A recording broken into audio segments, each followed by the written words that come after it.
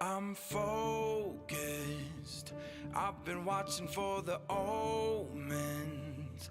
I've been listening to everything you said. It's been running through my head, locked and loaded.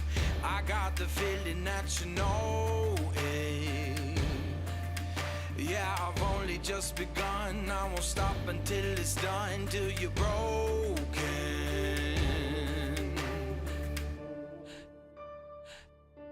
So welcome to the fire. I'm the one with the liar. Feel it burning through your veins as we're walking through the flames, getting higher. So welcome to the fire. Welcome to the fire. Feel it burning through your veins as we're walking through the flames, getting higher. So welcome to the fire. I've been waiting for this moment, the final battle of the chosen. See, I'm never gonna quit, got my legacy set in motion. So welcome to the fire. I'm the one with the liar. Feel it burning through your veins as we're walking through the flames, getting higher. So welcome to the fire. Welcome to the fire. Feel it burning through your veins as we're walking through the flames, getting higher. Welcome to the fire. Welcome to the fire. 'Cause the bigger they are, the harder they fall. You build your fortress and I'll climb your walls. You got your armor, but I see your flaws. So welcome to the fire. I'm the one with the liar. Feel it burning through your veins as we're walking through the flames, getting higher. So welcome to the fire. Welcome to the fire. Feel it burning through your veins as we're walking through the flames, getting higher.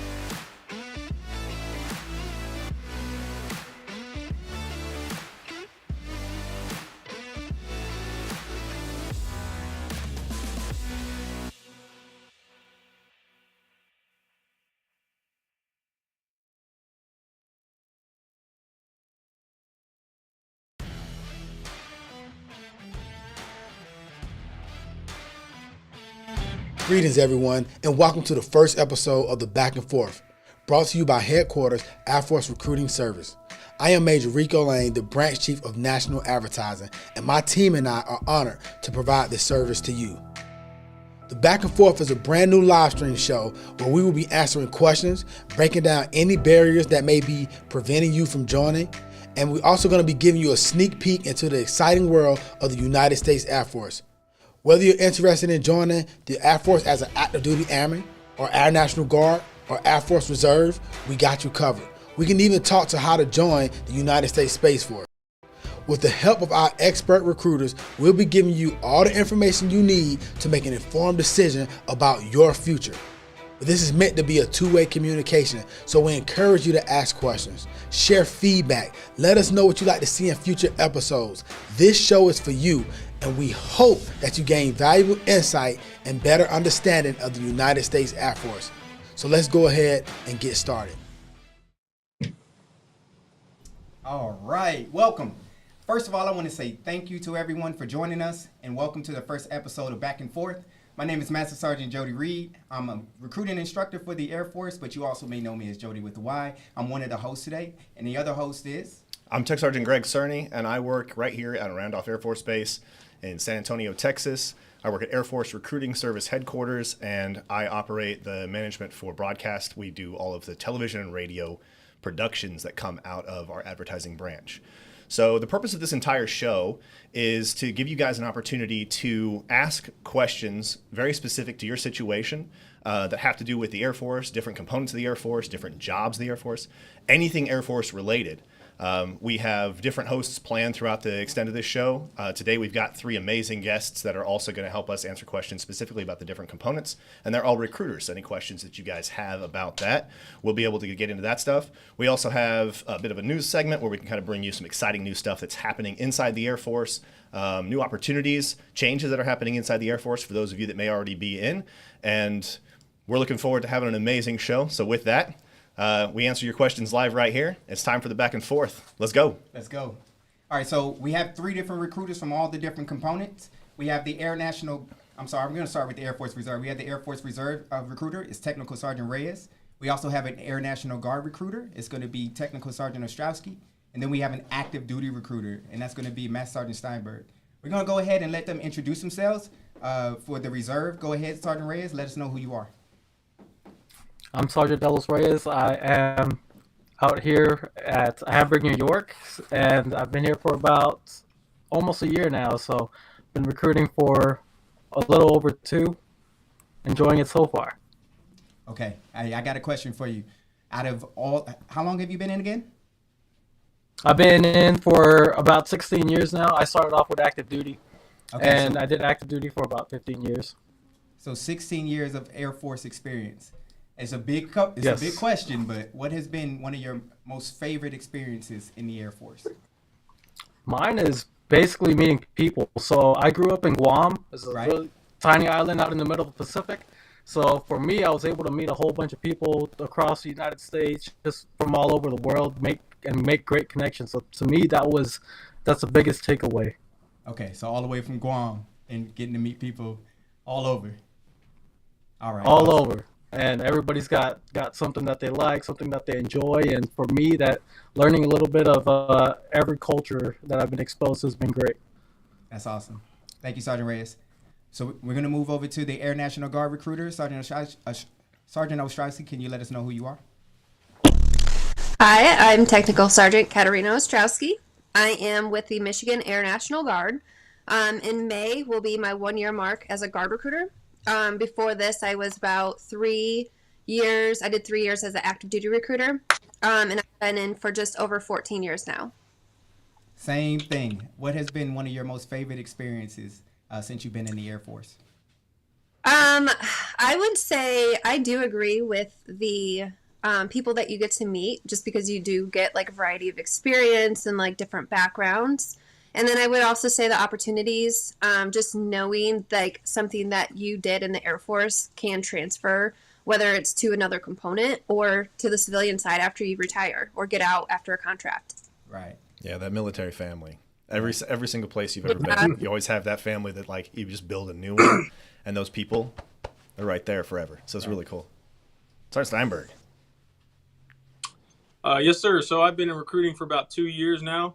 I'm out here in Lubbock, Texas. I've been in the Air Force for 12 years. I'm the active duty recruiter in West Texas for Lubbock. We've been covering a lot of different zones, so it's been busy, but I've enjoyed it. Probably my favorite thing about my time in the service is a lot of the mentors that I met, a lot of people that developed me intentionally, and then also travel. So I didn't know you lived in Guam or from Guam. I lived there when I was a kid too. So my dad was in the Air Force. We traveled all over the world, and I got to do that. So that's one of the reasons why I joined. I got 2 questions. What grades were you in when you were in Guam? Oh, it was, I think I was in 5th or 6th grade. Okay. So, yeah, I was pretty young. Yeah. And you said some of your mentors. I'm gonna put one of them on the spot. Who's one of your favorite mentors? Well, I mean, I have a few, but the one that got me in recruiting, he was Ken Marcone. He was at the schoolhouse. Marcone, and one then, of the old instructors? Yes, sir. Yeah, Okay. he was my. Small world. He left the schoolhouse. He was my my supervisor, and he challenged me quite a bit. And he's like, "You'd probably be a good recruiter. You should probably do it." And I was like, "Okay, I'll try it out." And I do love it, so I'm thankful for that. But in recruiting, my supervisor now is amazing, Zarn Garza. Like, he challenges me like no one else. So Right. yeah, that's the best deal in recruiting that I've found so far is the people. Awesome. That's Thank you for awesome. that. So I got a question for anybody on here. And also includes you, Sergeant Reed. When I was a kid, my parents or my dad was out of the military, so I didn't really have that military childhood of being able to like experience school in different places.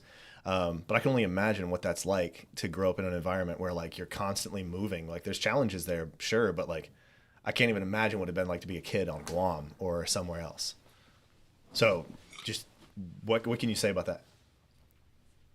To me, it was fun. I mean, we lived overseas for a lot of my dad's career. So Portugal, my brother was born, and Japan and Guam. But Japan was pretty awesome. But yeah, you get used to moving, and to me, it's something I don't really understand. Sometimes when applicants come in here like, "Oh, I don't want to leave family," it's like, "Oh, I've left family my whole life." It doesn't not that big a deal, but really it is. So I'm coming to realize it's not as common to move as much. You know, we moved every 4 years, but I loved it. Me and my brother are still really close. He's actually a recruiter too in South Georgia, so we still keep in contact. Obviously a lot because now we have a lot of woes that we share in recruiting service. So, but it is cool moving a lot. That was quite an experience, and it makes you become a little more extroverted for sure. Right. You say you got a brother in recruiting as well? Sure. Family So he got affair. picked up 6 months before I did. Right. And then so we're on the same tour, and he was in precision measurement equipment lab, so I had no idea what he did. I came from logistics and supply, so it's kind of cool that I can share the same stories now in the same career field. So Okay. Awesome. Very cool. Okay. We're getting like waved at. I heard a little distortion going through the headphones. I was making sure it wasn't somebody's cell phone. We're actually going to move on now to the Air Force news section, where we're going to go over a couple of kind of things that have been changing recently in the Air Force. And the first one we've got up on the docket is the change in policy on the military parental leave program. This is actually a really good one because it increases the amount of time that the parents or new parents get when they either, and this even counts for like adoptions and stuff, but this counts for both mom and dad. And the cool thing is birth and non-birth parents are now entitled to 12 weeks of parental leave whenever you have a kid or you adopt. So that's a really big kind of a big step forward, considering before I believe it was like 6 weeks. I think it went 10 for men. It went 10 days to 21 to now 21 weeks. But for females, it was 6 weeks to 12. Sergeant Ostrowski, are we correct? Yes, sir. Okay, There it is. there it is. All right, you want to take that one? All right, so next we have the Department of Air Force outlines a new body composition program for Airmen and Guardians. So what this is going to be is the Air Force is going to be doing a new waist to height ratio. Basically, they're looking at the waist measurements compared to your height, and there's a certain percentage or a certain calculation that they're looking at to make sure that we are in the best shape possible. One of the things I personally like about this is it's going to make sure that, first of all, we're looking good in the uniforms, but secondly, there's a lot of health benefits to this. In the article, it was saying that the fat distribution in the abdominal region can lead to health problems. So I feel like if the Air Force is getting ahead of it, we can prevent a lot of the health problems amongst our troops. I like this one because us tall guys, man, it's a challenge. Like a guy who's 5'3", and it's a short dude, I know, but Right. a guy who's 5'3" who's got a 35-inch waist, it's an average looking dude. But if you're 6'4" and you got to maintain a 35-inch waist, that could be a real difficult challenge. Oh, man. And so I'm like, okay.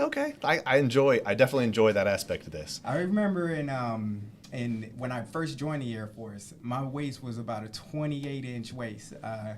I got it measured before or on my last PT test, and it jumped. Yeah. So something like this is gonna at least keep me on track to stay Yep. at the place where I want to be. Yeah, you combine this with the new ways to test in the PT test, with the hammer test and all that. Right. It's keeping us on our toes. You can't stop and pretend that running a mile and a half fast is going to keep you in check. Right. You got to keep yourself moving along. All right, and the last thing is real quick, and it's kind of one that's a little controversial, but it's important to note that the COVID-19 updates, basically key point takeaways on this, that the Department of Defense has basically said that we are no longer requiring the COVID-19 shot as a requirement to get into the military, get in the Air Force. And that's huge. That's been all over the news. It's been in lots of people's conversations, and there's a lot of guidance on it. But the bottom line is it's no longer going to be an eliminating factor, and you can still join the Air Force without a COVID-19 vaccination. Right. So that's a big one. That's one of the biggest comments that I get on my YouTube channel is people saying they're not going to join with the jab. So now that the Air Force is alleviating that, come on, we have opportunities. There we go. I know no excuses now. What'd you say? No What'd you say? excuses now, I guess. No excuses now. That's right. That's right. Do what you got to do.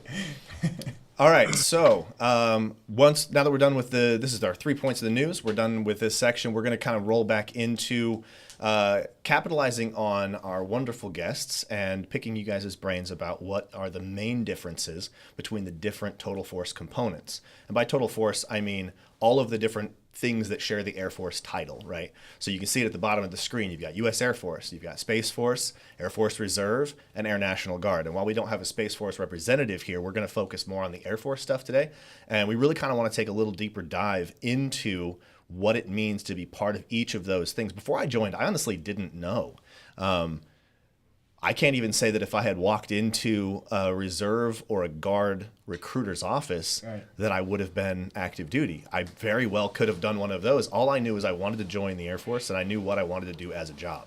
So let's see if we can spread a little information and shed a little light and help people understand what are the benefits and what are the opportunities and what are the choices that really can help you tailor your experience in the Air Force to exactly what you need out of it. Anybody want to go first? I will turn the floor over to you guys. This is your chance to brag. Reyes. I mean, for active duty, the process is it's pretty straightforward for qualifications for all of us. We all go to MEPS, get qualified, take the ASVAB. MEPS is the military entrance processing station, wherever that might be, probably in a larger city around you. But once you get qualified, you go to basic training.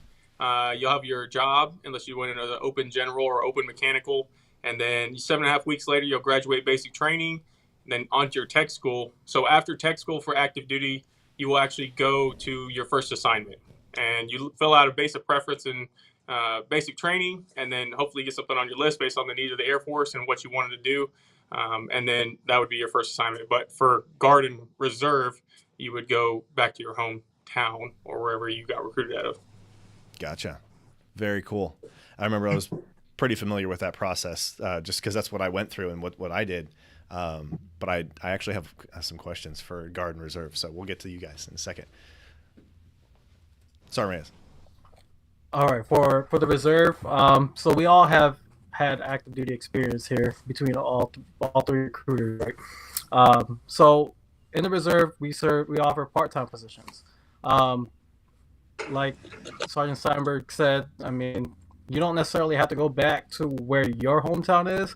We can put you basically anywhere, right? If you tell me you want to go to a base at Florida, and because you're going to be moving there here shortly, we can make that happen, right? You can start your process here, start your process with your local recruiter, and then let them know, like, hey, I'm going to be moving sometime soon, and we can try to get you a position where you're going to end up being short term, like in the near future. So the great thing about that is we don't have open aptitudes in the reserve. Basically, after you go through the whole process with getting accepted with the MEPS and completing the ASVAB, you come back and speak with the recruiter, and you basically figure out what job openings there are, and you can reserve your job on the spot. So that's the great thing about the reserve, is that you know what job you're going to get into. You're enlisting for that specific job, and yeah, I mean, it's such a great opportunity. What I like about it too is that you can use the reserve to help add value to your lifestyle, to your goals.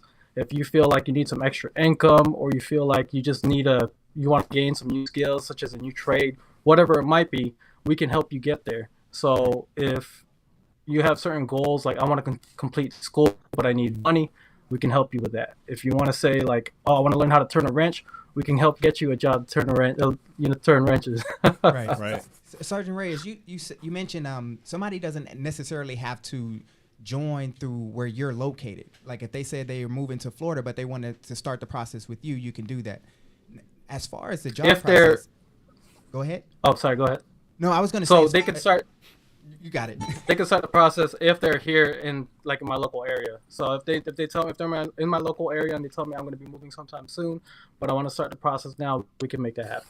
How's that work for somebody who's wanting to, like, say, for example, go to school out of state or something? Like if they want to go, mentioned to Florida. Like if you want to go down to Florida State and that's where you plan on going to school, but they live in your area, are you saying they can start the process and then you can help set them up for success in Florida to continue to do their education and be reserves? Correct. That's awesome. Or if they tell me if they want to serve at their local hometown, because let's say they come back for breaks or they come back every month, we can make that happen.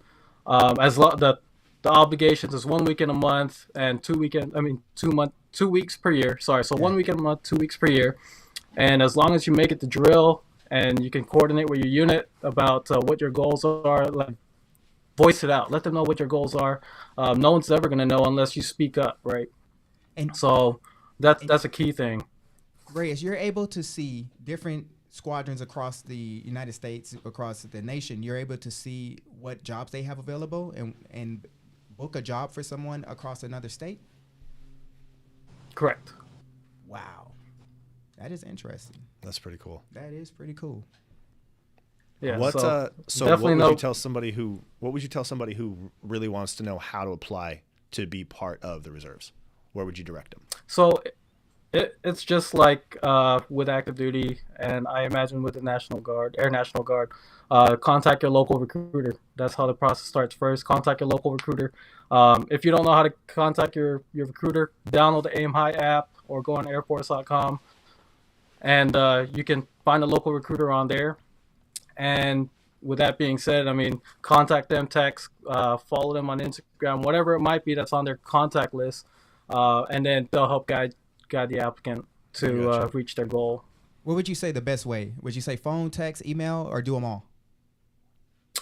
Do it all. Realistically, nowadays, if they don't call, most people don't like to leave voicemail. At least send a text and say, "Hey, my name is John Doe. I'm interested in joining. Please call me back." Okay. Don't say John Doe, because then we won't know who you are. Unless your name really is John Doe. So the Air Force, the Aim High app didn't exist when I joined because, well, I'm old. But they didn't have that feature for us. Who has experience with the Aim High app, and what can you tell me about it? Yeah, so I have my applicants download it either when they're first talking to me or they have a lot of questions, because I answer the questions. However, it has a lot of good info about basic training, when they're shipping out, what to pack, PT standards, pay charts. Even some of the applicants can track parents, or the parents can track their applicants on there or their kids, and they upload pictures up there and stuff. So it's a great app for them to use. Right. Awesome. I just saw something on Aim High app that I did not realize. I think they added some extra information on there. They have special warfare workouts. They have a 21-day workout for people who are interested in a special warfare program. A lot of times these people reach out to me on YouTube like, what can I do? What can I do? And I just saw, I think this was on Sunday, there's a special warfare workout for 21 days. They can get you in the shape you need to go take, what do they call it now, the IFT? Am I correct? Initial fitness test. Initial fitness test. So they have a workout on the app that can get you in shape. Now, from what I hear, though, the 21-day workout, you may want to double up. You may want to do 21 days twice, and then that'll get you into shape. And just keep checking every time you do all your stuff faster and faster. Right. Just that's keep cool. going through it. But there's a workout for those people who want to get themselves in the type of shape they need to take that IFT. So I thought the Aim High app was pretty cool for that. It has a lot of, like, literally whatever you're looking for, it has. Right. I can see how if you log into it, it can be overwhelming because, like, sometimes people just don't know where to start. But once you kind of dig into it, I mean, you can really prepare for basic training. If I'm not mistaken, it has, like, the packing list, study material, ASVAB study material. So start to finish through your you don't even have to contact a recruiter first. Like, you can just download the Aim High app. It doesn't connect you with anybody at all until you put in your information. Right. You can download. And then Go ahead. you might see some QR codes. So recruiters can have their each individual QR codes on there. So if your recruiter is like, hey, scan this code, this will give me your information, it should go straight to their bucket, to their system that we use to contact you guys. But if somebody just downloaded it right now, right off of the app channel, they would have no communication to a recruiter, right? The Air Force they wouldn't know that this person downloaded it.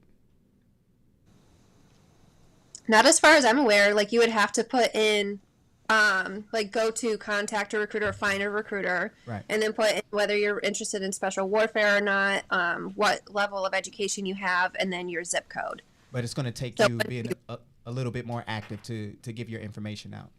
Yeah, like, Okay. yeah, it's not like you download Aim High and a recruiter's calling you. That's what I want people to know. Like, you download it, you don't have to worry about a recruiter just reaching out to you instantaneously. Right, exactly. Yeah. If you put, this is the zip code, it'll give you the closest recruiter for active duty, reserve, guard. Right. So, Okay. But, At the end of yeah, the show, I would- we're actually going to have some QR codes up on the screen for people who are actually interested and want to get in contact with the recruiter.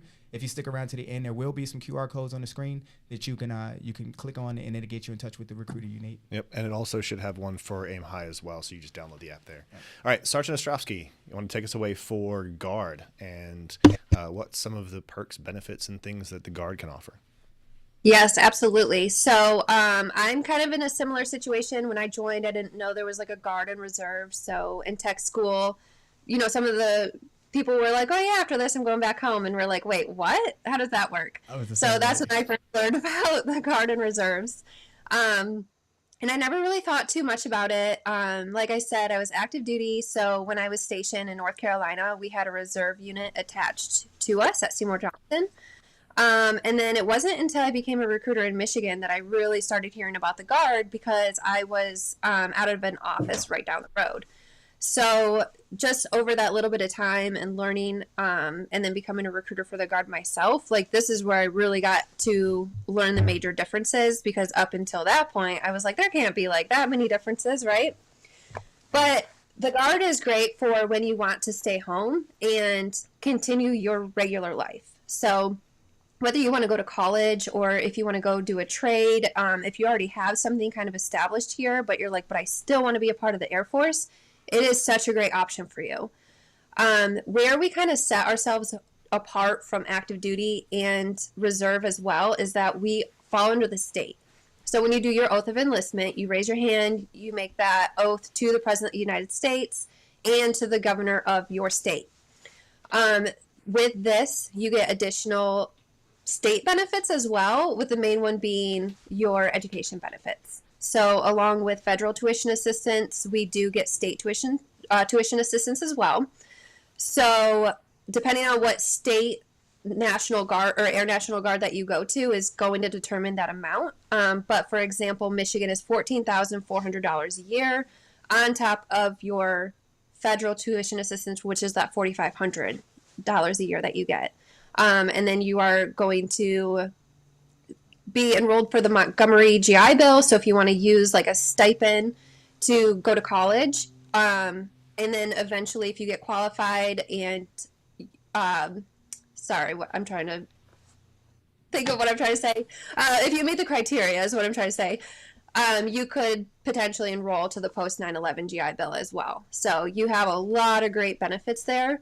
You're still able to use that Air Force school funding, whether you're like, hey, college isn't for me, I'm really into the trades. Trades is really big here in Michigan. Mm-hmm. And then on top of that, when you work with a recruiter for the Guard, you are going to join that Guard unit that they're attached to. So if you come and see me, you don't have to worry about where am I going to be stationed at.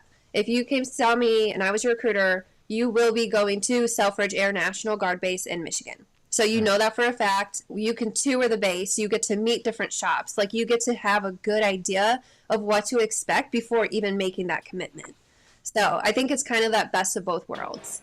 And then the last thing I kind of want to say too is the flexibility that you have with your career. So being active duty, it was kind of like, oh, what's next? What's next? You never really find out. And then boom, 6 months later, that's what you find out is what next. But with being in the National Guard, you have a lot, or the Air National Guard, I'm sorry, you have a lot more flexibility of like, okay, this is what I want to do with my career. And you get to kind of line it up how you would like, for whatever your end goal is. Okay. Nice. I got a lot of questions about what you just unpacked, but first we're going to take a commercial break, and then we're going to come back and get some of those questions answered, okay? Okay. Let's do it. I am an American airman. I am a warrior. I have answered my nation's call. I am an American airman. My mission is to fly, fight, and win. I am an American airman, wingman, leader, warrior. I will never leave an airman behind. I will never falter, and I will not fail. Oh. Love that one. All right, Sergeant Steinberg, take us home with RegAF. What's different about RegAF that brings people into your office? So a lot of times people aren't looking for the come back home or maybe the part-time, because they are looking for a whole new career. So, a lot of folks are in high school joining right out. They don't want to go to college. They don't want to work in their hometown. Maybe they want other opportunities. So a lot of times people go active duty because they want to do that 4 years full-time, get the active duty benefits, tuition assistance, go to school.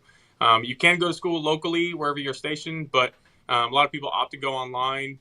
But pretty much the travel is the big difference, and also retirement. So after 20 years, I could retire and start collecting my active duty retirement at 38. So I'm not too sure what the difference is for the Guard and Reserve for retirement, but that's what my father did, and that's what I'm doing, following his footsteps. So it's great. But just moving. The unknown is what people usually don't like, but to me, it's what's so fun, because I moved my whole life. So, but once you start moving, you got getting used to it, and it comes to be something you look forward to. So you start to expect it every few years. You kind of get a little cabin fever, ready to pack up and move somewhere else. Me and my family are the same way. You can feel it right about that 3 or 4 year mark. You're just kind of like, change of scenery might not be bad. Like, mountains look cool, or the beach looks cool, or Italy or wherever. Right. You start looking into opportunities to go other places. So for sure. All right. Well, now I'm going to ask the question that I don't know. Maybe I shouldn't ask, but which one's the best out of all the 3 components, though? All I see is smiles. It's a trick question, because it turns out it's actually not up to us. It's up to the individual who's looking at joining. All depends because on we your can goals. tailor something that fits. It's a personal preference. It's not like, whenever I have applicants come in here and they said they're interested in reserve or guard, I ask more questions. Okay, so you're going to join and you're going to come right back here and work back at Discount Tire. Are you sure that's what you want to do? Like, because you don't have a career. If they have a family established, they're somewhere where they have a good career, or maybe they really just cannot move for family reasons, then absolutely, guard or reserve is the situation. But oftentimes when they're 18, 19, 20 years old, they're probably not married, any kids, they probably don't have a career going. So a lot of times I recommend based on just situational. Absolutely. It's not going to be I completely agree with you. Right. I completely agree. And while a little friendly competition is never a bad thing, it's absolutely not up to us. Our job is to do our job and provide the best opportunities we can for anybody interested in joining the Air Force, for sure. I did have some questions on all the education benefits that you unpacked, Sergeant Ostrowski. You had talked about the federal funding. You had talked about the state funding. And then you had talked about cool. So the state funding, under basically everything that I know about it, it ranges state to state, right? Exactly. Yes, it does. I've heard that there are some guard states that are paying the entire tuition for in-state or state colleges. That if you get accepted into the college or whatnot, those colleges will pay your entire tuition. Is that true? And depending on the state. Yes, and so I don't want to speak on behalf of everybody and then spout out some wrong information. Right. But for Michigan state tuition assistance, you do have to attend a Michigan college. Okay. So you can use the federal tuition assistance in and of its own if you want to go to college out of state but still live in Michigan. Or if you want to combine them, you would have to go to a college in Michigan. And so from my understanding, it is like that across the board for the state tuition assistance, because it wouldn't really, to me, make sense that a state's paying for another state's tuition assistance. Okay, I got a couple more questions, but we're going to allow the audience to ask some questions as well that we can answer pretty soon. But one more question about the Montgomery GI Bill. You explained that post 9/11 GI Bill, they may be eligible depending on criteria. But the Montgomery GI Bill, they're going to be entitled that for joining the Air National Guard. Can you explain the benefit of the Montgomery GI Bill? So they're going to be qualified to start using that after they come back from training. Right. And with that, you can be enrolled in as a full-time student, I think like 3/4, half-time, quarter-time student. So depending on how many classes, like what you're enrolled for, is going to determine what that monthly stipend is that you're going to receive. And Sergeant Reyes, when people join the reserve, are they also entitled to the Montgomery GI Bill? Yes, so they got the Montgomery GI Bill Select Reserve, and if they decide to switch over to post 9/11 later, it's definitely possible. Got it. We're gonna start answering some questions. Keep going. So I had a question. What would you guys consider is the ideal candidate for any one of the branches or components? Like, what makes a good when they walk in? What do you want best prepared? So what can somebody do? For candidates, really, it's the qualifications is 17 with parental consent. You have to be up to 40 or ship before your 40th birthday. So as long as you're in that range, but the things we look at are height and weight. That's definitely a given. We've been doing that for forever. So that, and then also medical requirements. So if they have any significant medical history, passing the ASVAB. We often do practice tests to see if they'll pass the ASVAB. So if it doesn't matter the age as long as they're in that range, but also medical. But the ideal candidate, anybody can join as long as they fit that criteria. So it's not, but everybody they're all human. They all have their own, things that come along. But if they have waivers for whatever reasons, like say they have some medical stuff going on or morals violations and they're trying to turn around their life, sure. I'll absolutely work waivers for them if they're trying to get in. It's not like we're going to say no. You might hear that rumor from some of the other branches. You had a law violation. You can't join the Air Force. Sure. Right. We'll work anybody motivated and they're doing the right thing. I've seen a couple comments come through the comment section asking questions on age limits, but I heard you, and that's correct. It is 17 with a parental waiver or the letter, and then up to ship by 40th birthday, right? So as long as you ship out for basic before your 40th birthday, you should be good to go. Yes. Awesome. Okay. Cool. And I know those the age limit is the same for all components. So recently we had Genesis come online, and it's slowing up the process for a lot of applicants joining. Do y'all have any tips for people who are joining with the current system Genesis? Is there any tips that you all have to make the process go a little faster than what people are experiencing right now?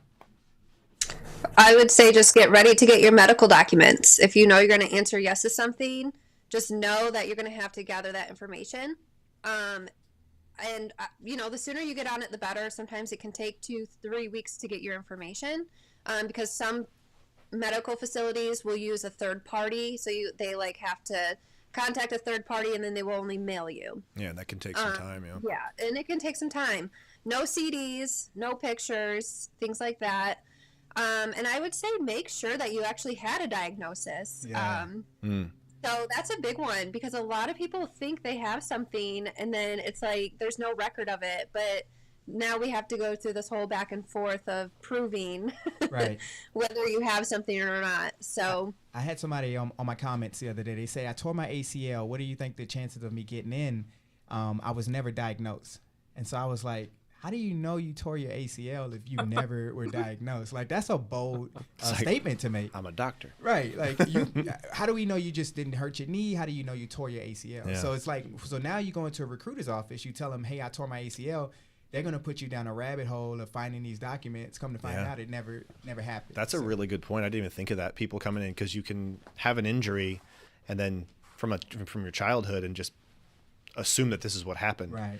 And then it just sort of becomes this thing that's been there in your records of your brain for a long time, but you may actually need to just double check and make sure, because sometimes that can be a holdup and that can be something that can keep you from joining. And if you just go verify first, maybe you find out that some of that stuff isn't going to slow you down and can definitely help you out. Absolutely. So go ahead.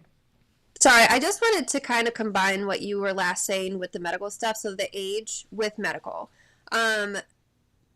When you're going, and I believe this will be the same for the reserves as well, but let's say you had some active duty time, or your total active military federal service, your TAFMs, or federal military service, you can subtract that from your age. So if you served for 6 years and you come and see me at 42 years old, that subtracts, and now you meet our age limit. Right. And if you had been out for less than a year, you would get this is at least for our base, you would get cleared on the base. And then if you've been out for longer than a year, you do have to go back to the MEPS process. So just so you're aware, with the Air National Guard, there is a little bit of difference when it comes to the medical and the age. Okay.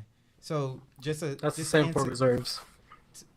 To answer the question, the best thing that they can do to come in with you all before they even meet you all is to gather their medical records, right? Or are we saying yes to that? At least get a start on it. Know what you have. Okay, depending on your what you actual have. Yeah. And because then what I see too is, maybe they were told by someone in their family, their long lost uncle, that said, hey, go to the recruiter and don't tell them anything. And then they come and then I ask the questions and then they actually do have something. When I'm telling them they're going to pull their records, Right. you need to be honest. So maybe being honest as well, but also knowing what you're diagnosed with, because you're not going to get around it. And that's just a fact. So we'd rather deal with it right now rather than on the back end for sure. So being honest is a big. Another consideration, I think, for a lot of candidates is physical fitness, because that's something that can be kind of daunting if you don't know what you're getting into. The military has a pretty extensive fitness routine, and the Air Force is no different. What would you tell applicants that they need to kind of be generally prepared for as far as their fitness capabilities? So I would just say explain the fitness test and what to expect, because we know basic training is going to be heavy in cardio for the most part, and calisthenics, things like that. And then once again, that Aim High app and Jody with the Y videos and things like that. So there's so many options out there. You can Google and YouTube everything these days. Right. So I would at least get them started with little things like that and just let them know, this is our PT test. And you just have to be able to accomplish that at least once a year, if not every 6 months. Sure. And for our folks that are joining us live, I mean, we can kind of point at those resources, but this show is designed to be kind of the answers are here kind of thing. For example, just knowing what I know now about what my requirements are at my age, what would you tell someone, they're like, okay, do I have to do pull-ups? How would you describe what is required at basic and how that's going to grow and how you're going to change for our people that are on right now?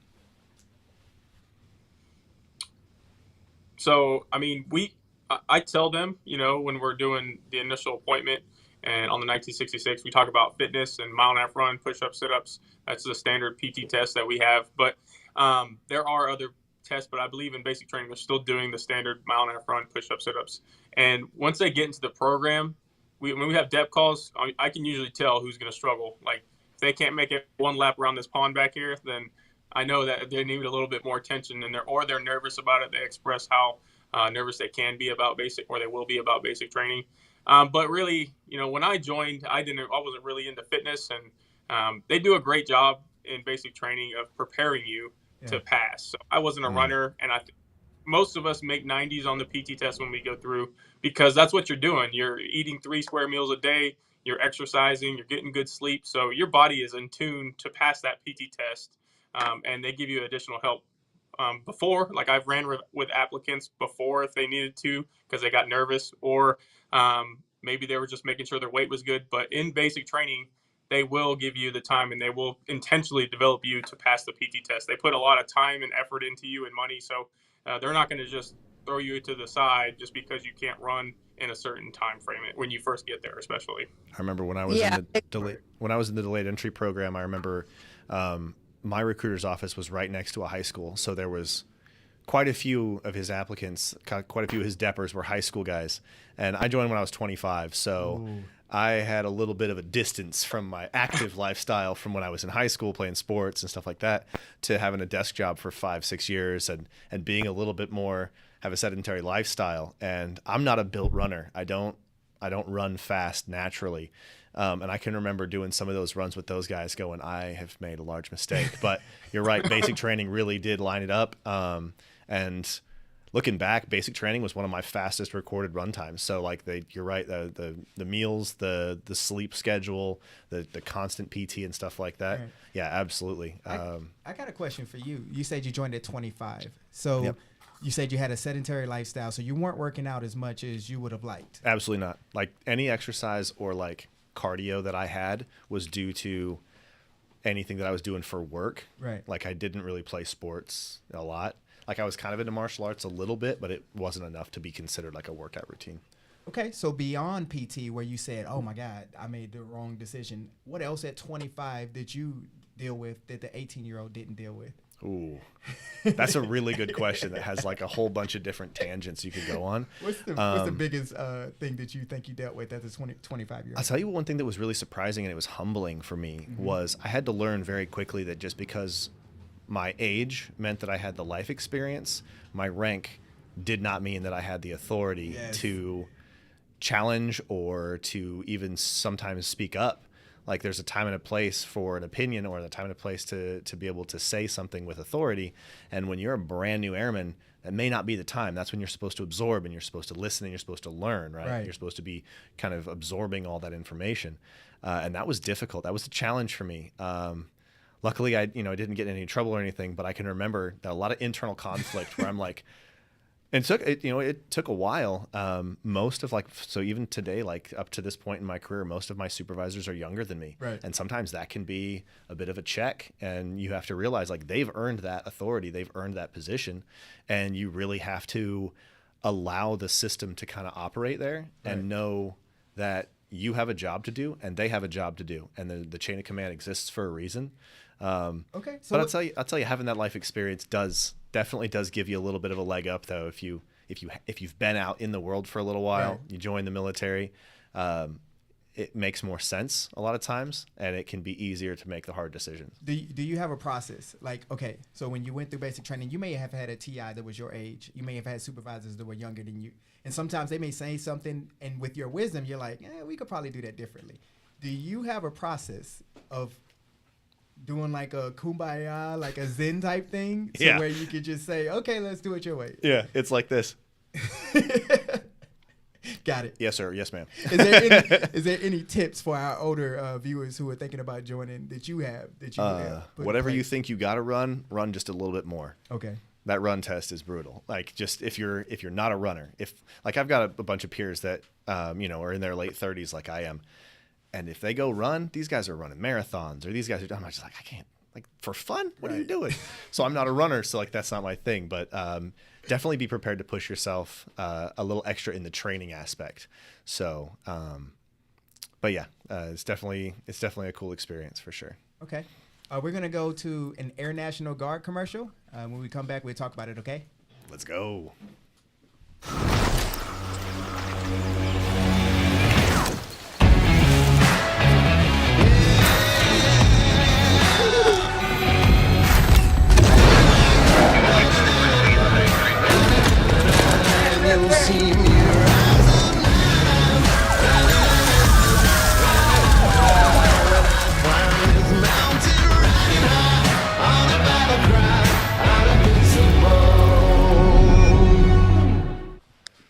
Okay, so how hard is it for me to change to the guard like right now? I think that commercial's awesome. I love that one. When we were just doing kind of like a dry run of how we were going to do this show, he showed me his arm, and he literally had goosebumps from watching that commercial. So it's a legitimate commercial. That's I was like, awesome. what was my arm doing? What do you guys think about that commercial? Well, I think it's pretty. I think it actually kind of depicts exactly why somebody would join the Air National Guard. I have found that people who do have those established careers, they want to match that for what they do in the Air National Guard to kind of accelerate their careers and then get those added benefits. Yeah, it makes sense. So, yeah, I think it shows people having their home lives, their jobs, and still wanting to serve their country. And it says serve your way. And I do think that we provide a lot of opportunity to do that. Awesome. Yeah.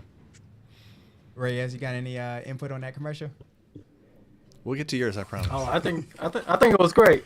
But there are similarities between both the reserve and the guard. So, like she mentioned, there are different opportunities to cater to your goals, basically. Sure. So on its face, what would you say some of the biggest and easiest to identify differences between the guard and the reserve are? Right off the bat, initially it'd be funding, right? Funding, like reserve, ties closely with active duty. As she mentioned earlier, with the guard, they also deal with the state funding. And correct me if I'm wrong, she mentioned that you would also enlist or swear in for the governor. For us, we don't deal anything with the state, so that's the big distinguishing factor. And it all depends. Everybody's goals are different, and sometimes location would be a key thing. So some people might want to go serve at a guard base because it might be closer. Somebody might go in a reserve base because it's closer. Right. So, and depending on jobs, sometimes one component offers something that the other doesn't. Right. Mm-hmm. So it really depends on what your goals are. Those would be pretty key identifiers right off the bat, depending on the units around you. Okay, so I think probably one of the biggest considerations, because honestly, I think when you're joining, the funding aspect of it is not necessarily important to the individual member. That's where your component gets its funding to do what it needs to do. I think one of the biggest things it sounds like is location. So basically be in tune with your environment and know whether the bases that are nearest to you are guard or reserve bases or whether they're active duty bases, and then kind of help that impact your decision. Yeah, that's good stuff. That's really good stuff. I wish I'd have known sometimes this when I joined.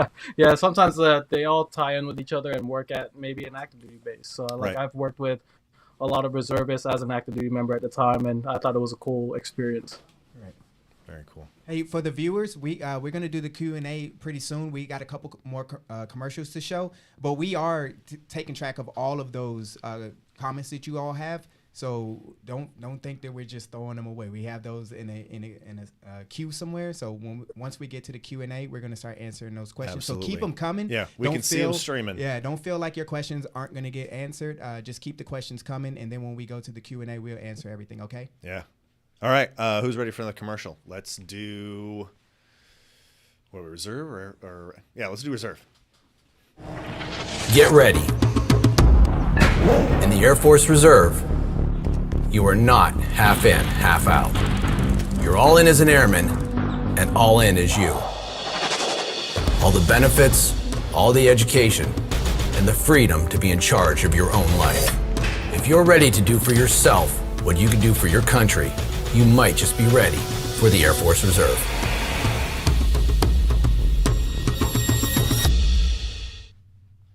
Love it. All right. Air Force Reserve, you get to go on that one first. What do you think about that? What do you like about it? All right. So that saying, ready for more, like I mentioned earlier, your personal goals, you want to add more to it. You want to find a bridge. You want to add, like maybe gain new skills, whatever it might be. To me, that's what that means. So as it showed some folks in civilian outfits. So aside from the 1 week in a month, you are basically pursuing your own thing, whether that be starting your own business, going to school,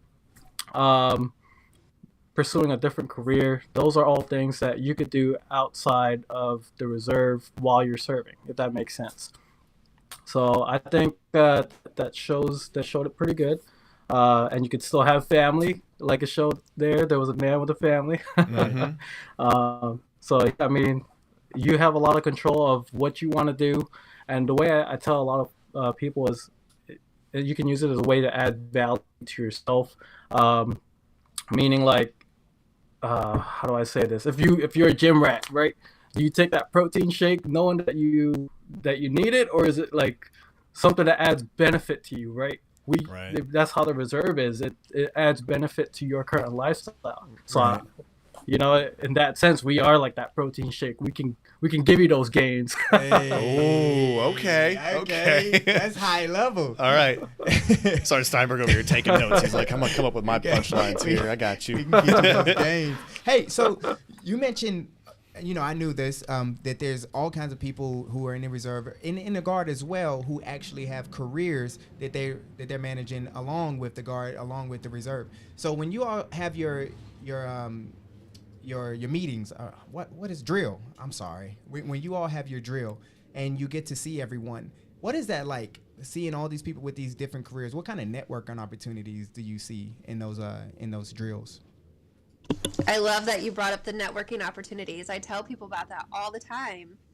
But I think what it happens is you kind of get to know each other. So, your reputation, if you are building your reputation in a good way, a good solid way, and you're saying, hey, I'm a hardworking airman, I'm doing what I need to do, I'm going above and beyond, whatever the case may be. Maybe if you're looking to commission or to fill an AGR role, you have to do a board and you have to interview and get accepted to that. So if you're kind of known and you can prove like, hey, I'm a hard worker, networking, stuff like that might come to play in your benefit. Okay. So I think that's how that would kind of tie in there. But yeah, drill weekend, seeing all that and being able to come together and do that training and show yourself. All right. I really love the way that commercial shows kind of parallels between the same individuals. So you'll see someone, for example, there's a female there who's taking pictures, right? And then it shows her working the computer, but she's in civilian clothes, kind of doing one of her passions, or maybe it's her job. And it really doesn't necessarily have to separate the two of those things. So you can kind of stay put if you need to. I think what's really important there is maybe not necessarily the fear of travel, but a lot of times there's like family needs, whether you have a family care plan that keeps you in that area, if you got parents who need attention or something like that, it makes it a lot easier and a lot less stressful on your service to be able to stay local to that area and know that you can serve from where you're from. And I think that's really, really important. So, all right, if nobody has anything else, let's get to the RegAF commercial and see what we have got for that. When I'm flying, I put my helmet on, my visor down, my mask up. You don't know who I am. Whether I'm African American, Asian American, Hispanic, white, male or female. You just know I'm an American airman, kicking your butt.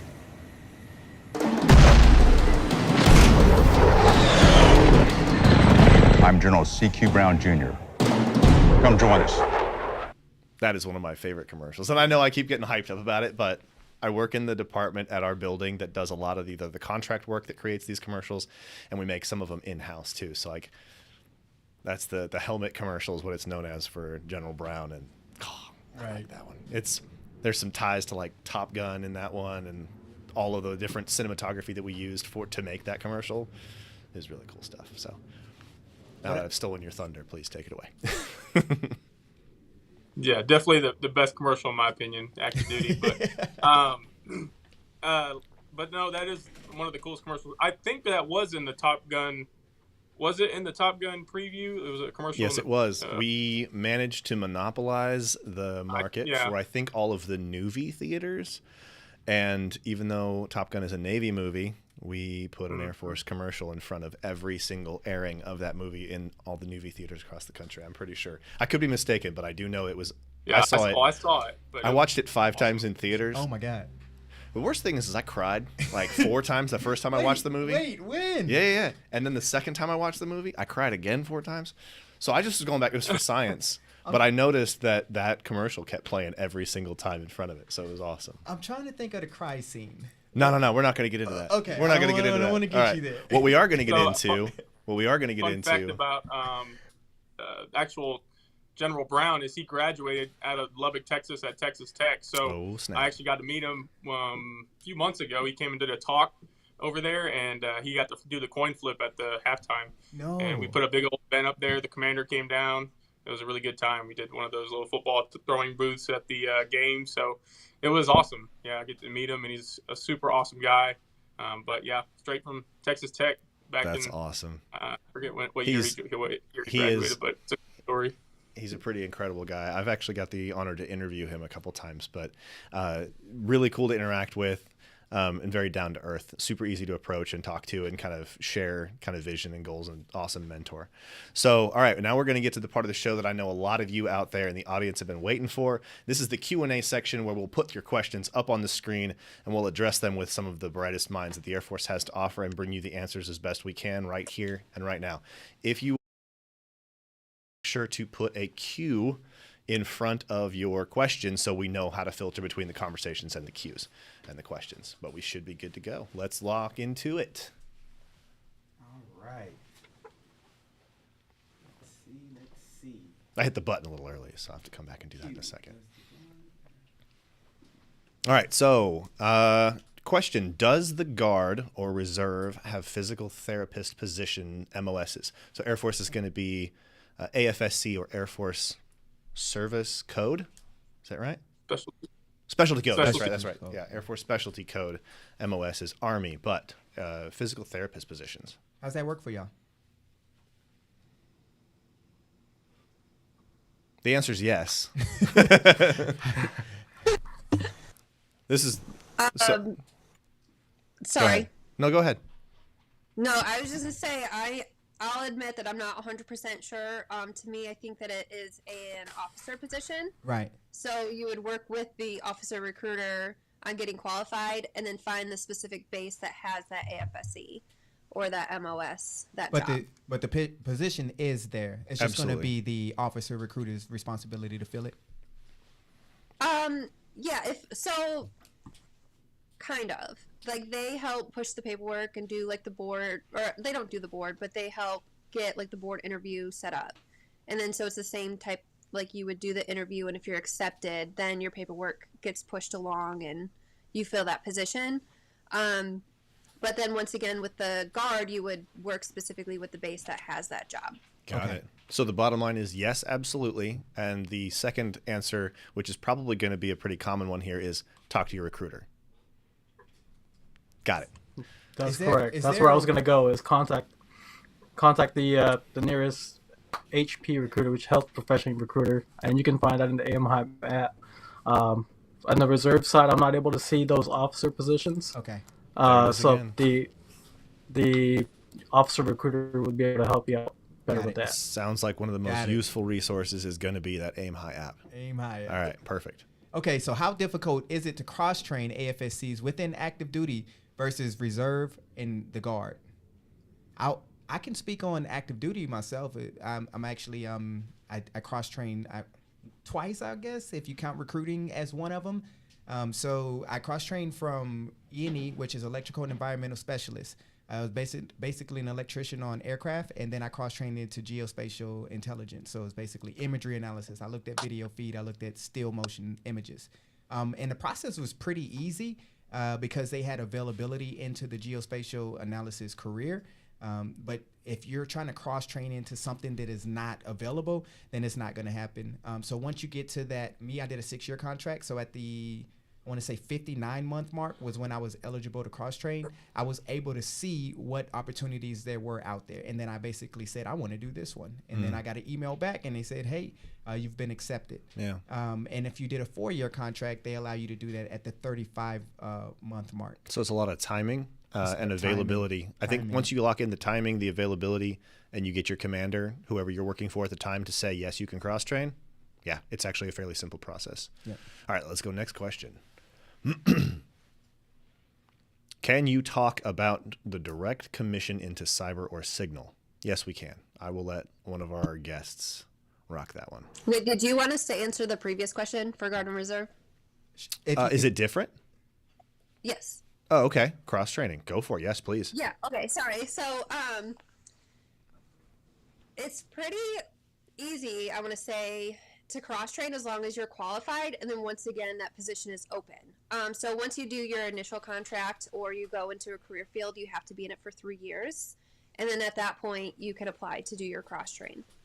So you do have to meet those physical and like the ASVAB, you have to meet those qualifications combined to still be qualified for that job. If you want to retake the ASVAB, you can, to try to get qualified for more if you need to. But yeah, at that point you can cross train, unless you get a full-time position, the AGR position, then you don't have to wait that 3 years. It can be at any time. And if you get approved, then you can go into it. That brings up an interesting question. That brings up an interesting question. Like, real quick, how many times can you take the ASVAB? So is there a limit? You can take it like once. Okay, so you can take it up to 3 times, like 1 time per month. You have to wait 30 days if you're going to retake it, and then wait 6 months if you still either fail or want to retake it. Then you have to wait 6 months and you can take it again. Nice. But once you're in, your scores are good. So, for example, if you went active duty first and then you came to the Guard, you wanted to switch career fields, you can still use those same scores from when you originally joined. Okay.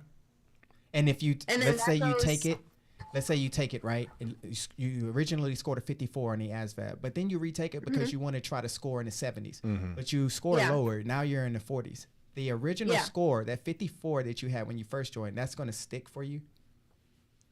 No. Your latest score is going to be your score. You don't get to keep your most recent high score? I'm asking for the people who are in. You don't get to keep the better of the two. You get to keep your most recent. I'm not.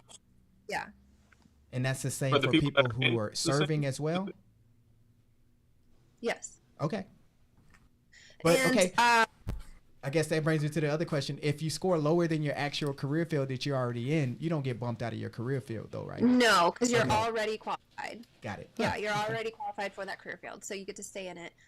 Meaning you had already went to basic training and tech school, and got the on-the-job training, all that you needed. Right. But and then just to add to that too, you can go from active to Guard to reserves as well, or reserves to Guard. So there's those options. So in a sense, it adds to your option for cross training. Gotcha. Sergeant Reyes, are there any differences for the reserves? It's pretty similar to the Guard. So if it's an inter-service transfer, like from active or Guard to reserve, switching over, cross retraining is a lot easier. Let's say you got out of the reserve for some time and you decide you want to get back in, and let's say there's no positions open for the job that you had previously to getting out. We can give you a position that's open as long as you're willing to retrain into it. So retraining is a lot easier through the reserve. So it's cool. It's all about contacting the recruiter, or if you're still in, contact your career advisor and they can help guide you with that. Love it. Good information. All right, let's bring that last question we had back up on screen to make sure we get it right. And can you talk about direct commission into cyber or signal? Anybody got any good info on that? So we can't really speak because we're enlisted. I'm enlisted. I don't know if they can. I don't know if you guys can do officer recruiting. But for us, I wouldn't know the direct commissioning route for cyber. But I will tell you some of the things that they look for. It's the same as enlisted as far as medical wise, but also they're going to ask you what your degree was in, if you have any extra certifications in cyber, and then what your GPA was. All this stuff goes in the same qualifications as enlisted, just like law violations, credit history, if you can get a top secret clearance, because those would require top secret clearance. So it's the enlisted plus it's going to be the boards, from what I understand, from cyber as well. Gotcha. And for STEM degrees for the most part, and it's very competitive as well. Right. I had someone he had his IT degree. He was waiting on the officer program for about a year. It was around the COVID time, and he ended up going enlisted. He's going to commission later, but it's very competitive. Be willing to wait if you want to go officer route.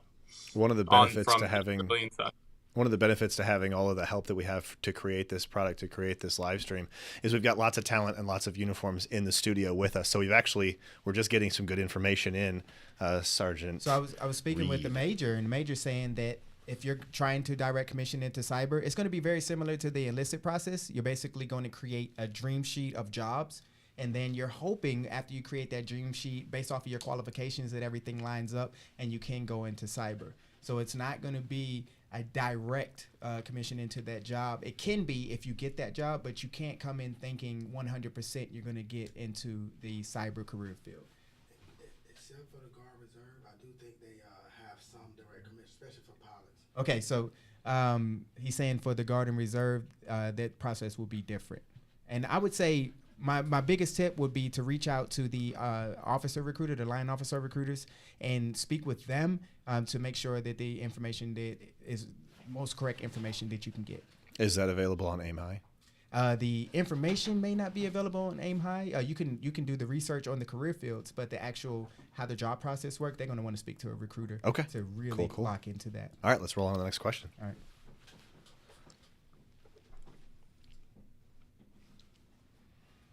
And right there. Is it possible to earn your degree before your 4-year contract is up? Oh, yeah. I want to let all 3 of the different components speak on that one. Yeah, that's where the Air National Guard is perfect. So, especially if you're trying to stay local. But regardless, I think any component you join, it's the effort that you put into it. So, you're going to have all the resources. With the active duty, you get to do a 4 or 6 year contract. For the Guard, you do a 6-year contract. So for you to have a degree completed within your 6-year contract, I think that's completely feasible.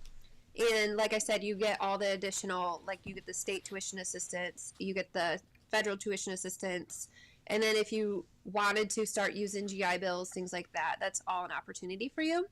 So I think absolutely you can. Reyes, you feel the same way for the reserve? Absolutely. So, like I said, the reserve was a part-time position. So, when you come back from basic training and tech school, you can go back to school full-time. And if that's your goal, your commitment, it really is that 1 week in a month. So, those gains, right? Like I said, those gains. That protein shake. And I like that. Sergeant Steinberg, I'm assuming that the question was probably for active duty because they're considering that they're going to be working full time. So have you seen people finish a 4-year degree, in a 4-year contract while serving active duty? I have seen it. It'll be pretty tough because you will be able to use tuition assistance as soon as you get done with your CDCs, as long as your supervisor approves it. But perfect example of me, I did a 6-year contract. I joined to not go to school. Then I had a supervisor that said, "You're just in the dorms. You should be going to school." And I ended up going. But I got my 4-year degree within my contract. So it was about my 5-year mark. And I had 0 education before I came in. So it's doable. And I could have done it in 4 years. But I just did the 6 classes a year from tuition assistance. And you can apply for Pell Grants as well on top of your military benefits to get that extra. And then also CLEPs and Dantes. Those are free. Those are like if you take a test and you pass it.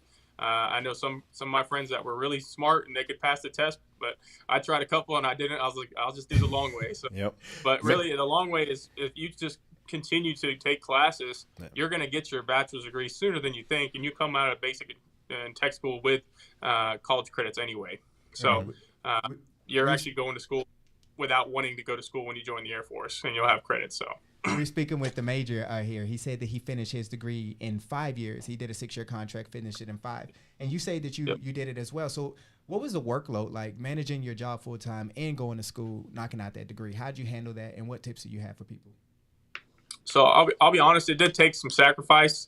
Online classes were, it's a self-paced a lot of times, and you really got to stay disciplined. But my motivation was, I knew I was going to do it eventually. I don't have any kids. I'm not married. I might as well do it. And that if you do not get a passing grade in the class, you have to pay it back. So I did not want to pay back $750 for tuition assistance. So I made sure I passed the class. So that's what kept me motivated. Kept you locked in. As well. So, but workload, I mean, some people think, if they haven't been around military or Air Force specifically, they think you're just marching around all day and, you're getting yelled at. That's not the case in the Air Force. Really, when you hang up your uniform at the end of the day, you have free time to do what you want.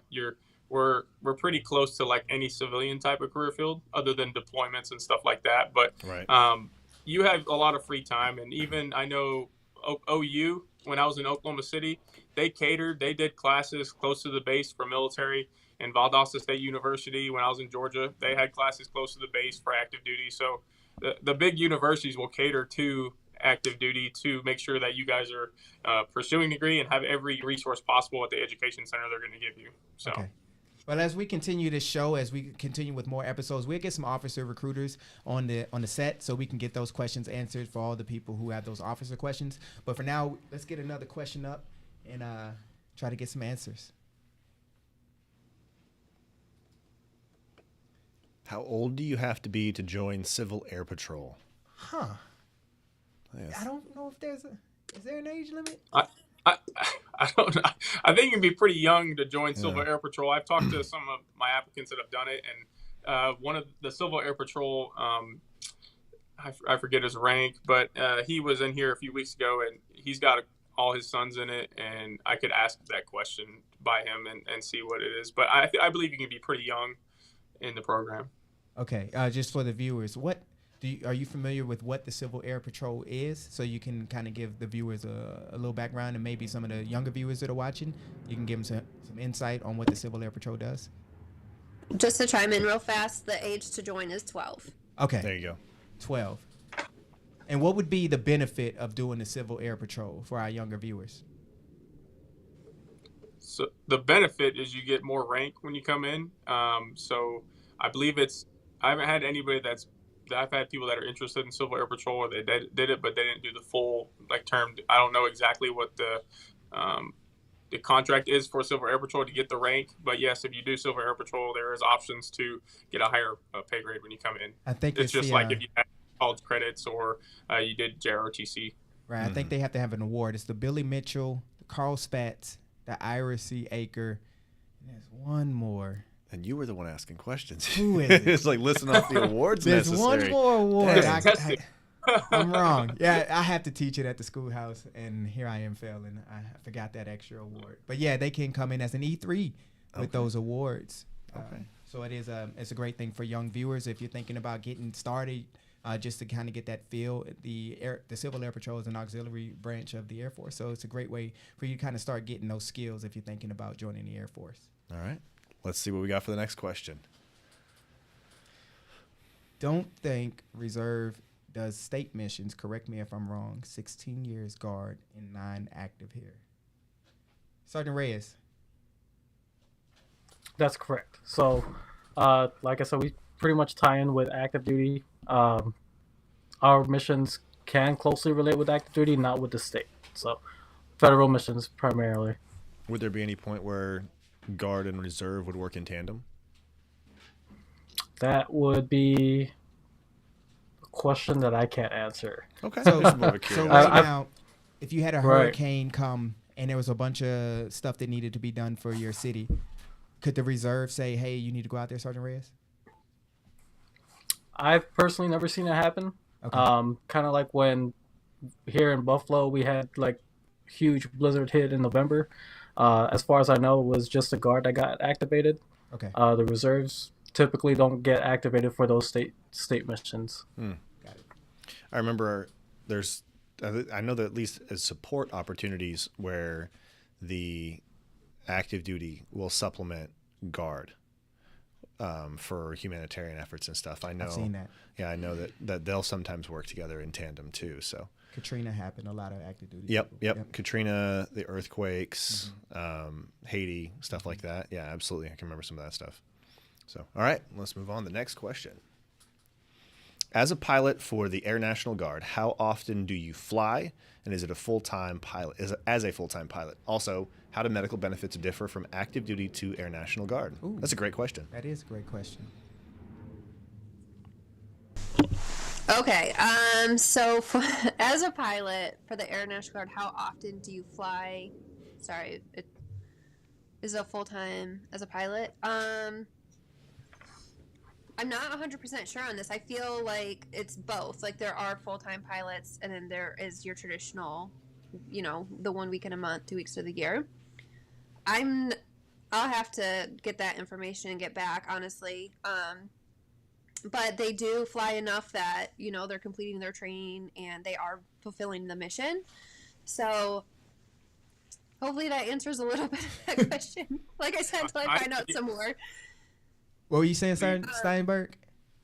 I have talked to a pilot in the Guard before, and from what he told me, it's just from what I heard a few years ago, he would do like 2 weeks on and then fly for a while and then come back. And then it was more of a tempo than the weekend. Okay. From what I understand, or his deployments were more frequent, or what it was. Sense. Okay. Now, what about those? It's not as traditional as a 1 week in a month type thing, because they require It more wasn't flying the same hours. thing. Okay. What about Because those? they would do. Go ahead. No, you're fine. No, so they would just do like trips for weeks at a time, and then they come back, and that would be how they were serving. So, Okay.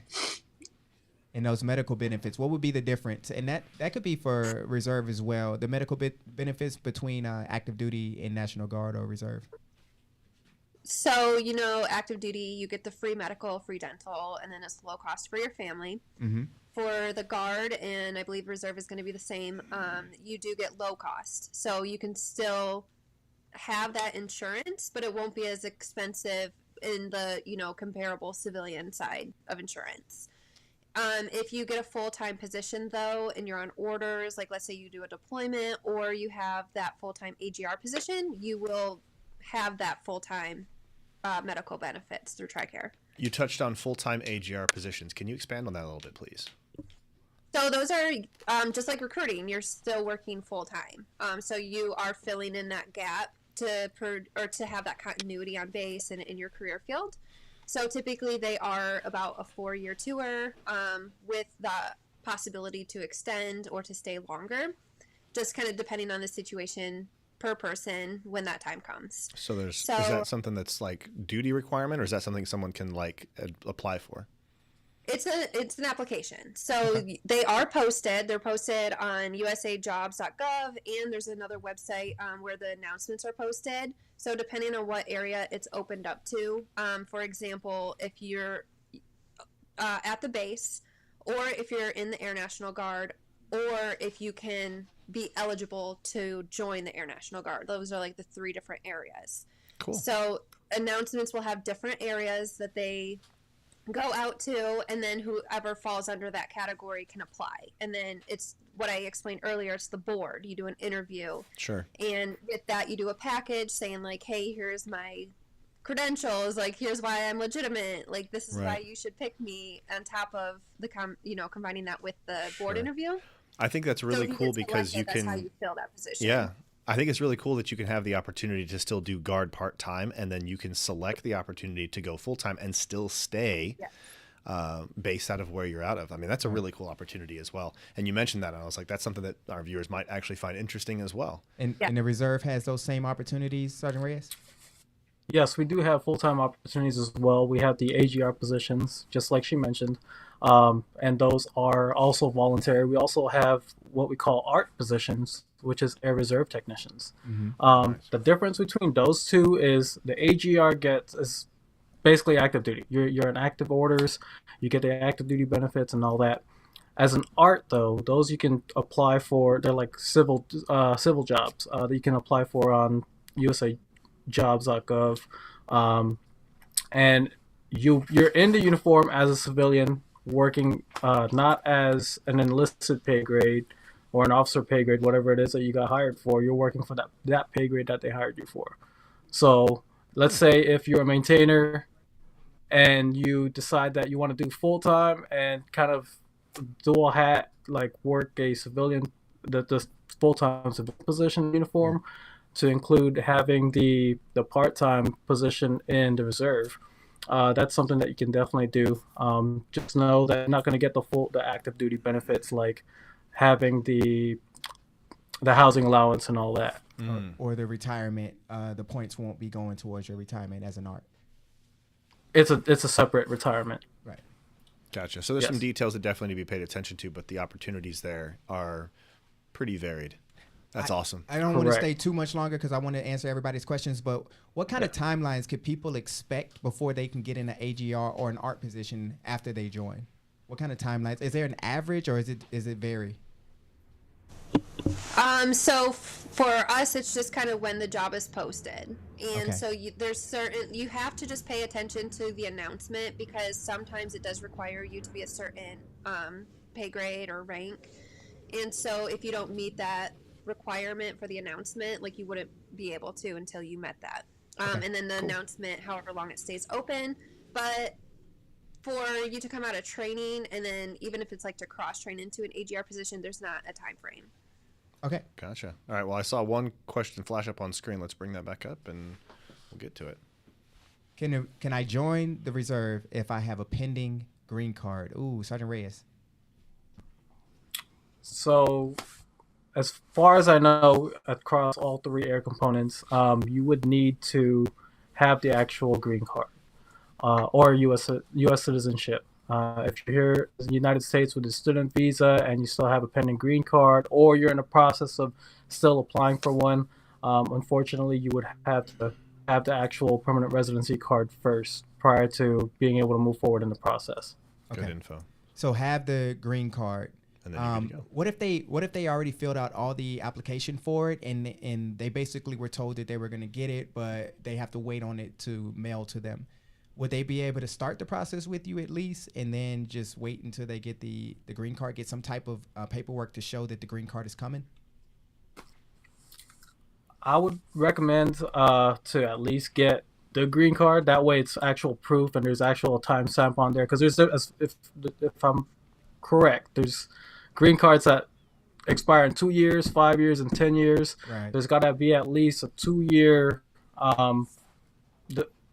gap between the expiration and the time that you actually enlist into the reserve. Okay. Are there any limitations? I'm asking questions that I know the answer to.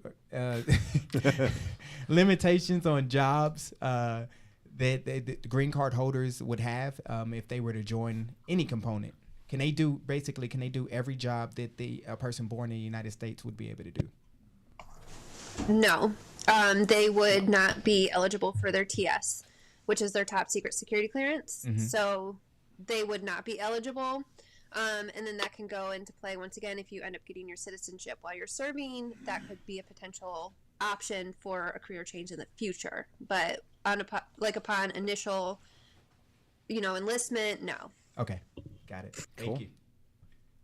All right. Next question. Do you take people with criminal backgrounds and medical history? Oh, both. Or both? What do y'all say? I know the criminal background is going to come down to kind of like recruiter discretion, and it's also going to come down to the details of the actual offense. So what are y'all's take on doing like a morals waiver? In Michigan, absolutely. Hard time. Especially an active duty recruiter. Yeah. But yes, when I was an active duty recruiter, I did, many morals waivers, and, they kind of become second nature, part of paperwork, because we do believe in second chances. Your history does not define who you are today. You're allowed to learn and grow. So it just kind of depends on how recent it is, how many of the offenses you have. You can't be like, hey, I just got off my third DUI like 6 months ago. Because, okay, that's probably going to decrease your chances because not enough time has passed to show that you've made that positive change. But, yeah, I would say absolutely if your recruiter does work waivers, then at least give it a try.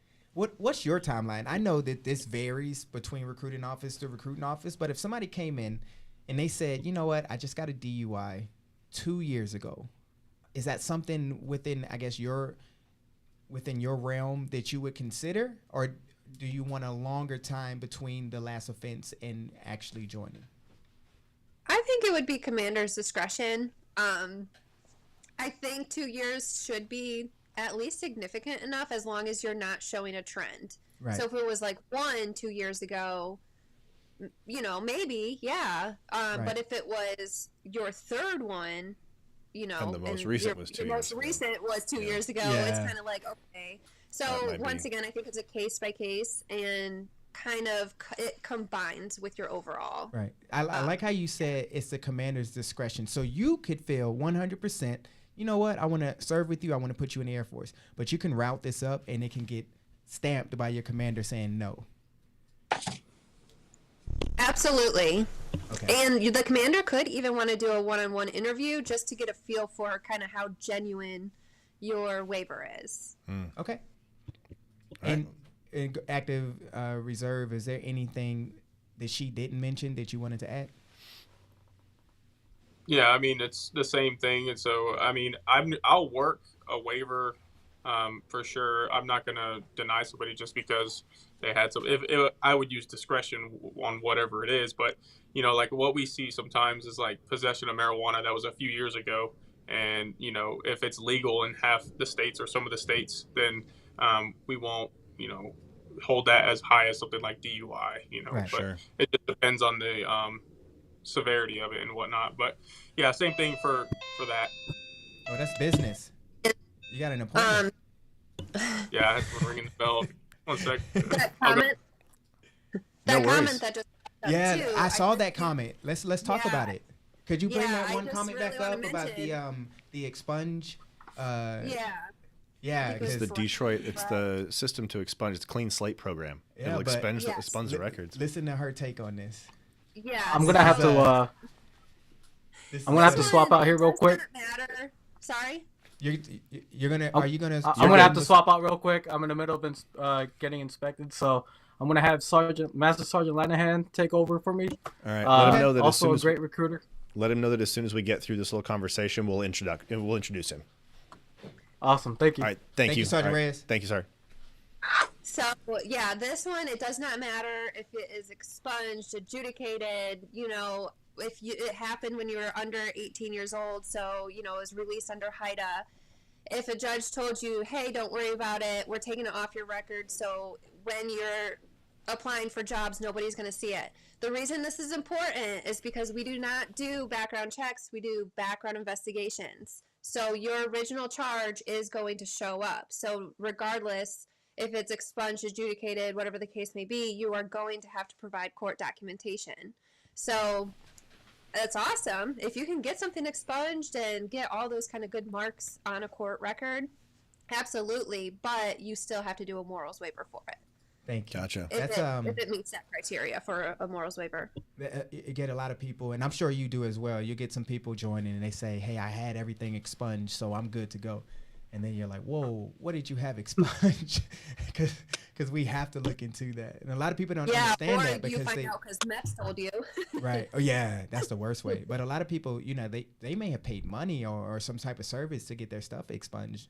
And then when they hear with the recruiter that they have to mention this, they get upset with us. But it's not us. It's not the recruiter. That's just our policy that we have to follow. I think it's also really cool to hear that the recruiters, that you guys are as enthusiastic to work with the individuals as you are. That's really important, especially for our audience, to hear that if they are working through something like that in their past, that they have somebody that kind of in their corner that's going to help them, and they're not going to walk into a no. So that's also really encouraging to hear. And I'm guessing that kind of goes along with a lot of the medical stuff as well, because that was the other half of that question. There are going to be certain things that are going to disqualify you, but for the most part, a lot of stuff is going to be based on can you still perform the physical requirements, as far as I understand. So yes, but the recruiter is taken out of that now. So now with the morals waiver, the recruiter has a big part in that. They can use their opinion. They can say, you know what, I really like this applicant. I think that they made a change. And they can kind of sway their commander's approval or not.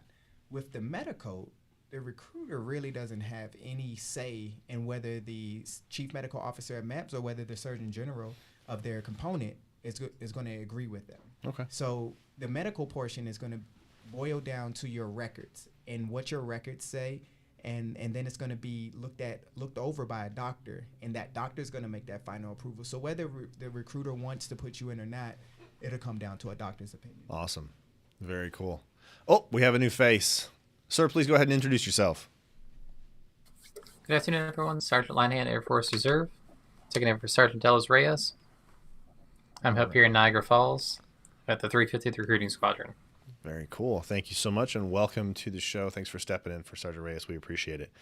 We're in the question and answer section where right now we're basically kind of letting the audience ping their questions. We read them off the screen, and then whoever's got the most essay on it and can speak as the subject matter expert takes a stab at it, and we kind of work through them like that. So if you need anything from us, just shout, and feel free to hop in whenever. Let's get to the next question. Sounds good. Yep. We can read it together. Let's do it. All right. I'm not going to do that.